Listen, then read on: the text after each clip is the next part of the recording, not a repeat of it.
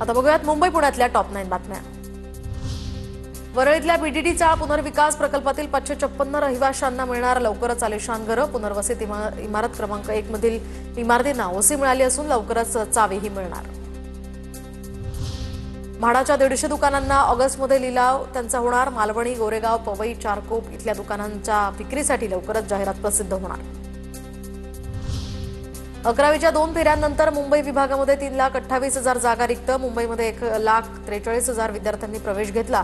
अद्यापही 1 लाखावर विद्यार्थी प्रवेशाच्या प्रतीक्षेतच। मुंबईचा समुद्र 2030 पर्यंत स्वच्छ होणार। सांडपाणी प्रक्रिया प्रकल्पाचं काम वेगात सुरू। येत्या 2 वर्षात काम पूर्ण करण्याचं उद्दिष्ट। 22 वर्षीय प्रियकरानं प्रेम प्रकरणातनं प्रेयसीच्या पतीची डोक्यात फावडा घालून निर्घृण हत्या केली। नवी मुंबईतल्या वाशीमधली घटना। 2 वर्षांपासून 22 वर्षीय मुलाचं आणि 2 मुलं असलेल्या विवाहित महिलेचं प्रेम प्रकरण सुरू। प्रियकराला जाब विचारण्यासाठी गेला असता प्रियकरानं केली हत्या।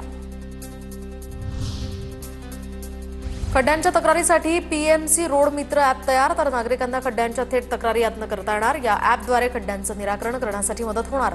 लवकरच या ॲपचं उद्घाटन केलं जाणार। पीएमपीएमएल कडून 3 नव्या मार्गांवर बस सेवा सुरू। तर शेवाळेवाडी ते अण्णाभाऊ साठे बस स्थानक, वाघोली बस स्थानक ते हिंजवडी माण फेज 3 आणि जनता वसाहत आपला चौक ते शिवाजीनगर पर्यंत ही बस सेवा सुरू राहणार। पुणे मेट्रोचे डबे भाड्यानं देण्याचा निर्णय रद्द करा। युवक काँग्रेसची मागणी। बिहार विधानसभा निवडणुकीच्या तोंडावर नागरिकांना खुश करण्यासाठी हे दावे असल्याचाही आरोप। पुण्यातील हिंजवडी भागातील वाहतुकीला दिलासा। पीएमआरडीए कडून 116 अतिक्रमणांवर कारवाई। अनधिकृत बांधकामं अतिक्रमणांवर कारवाई सुरूच।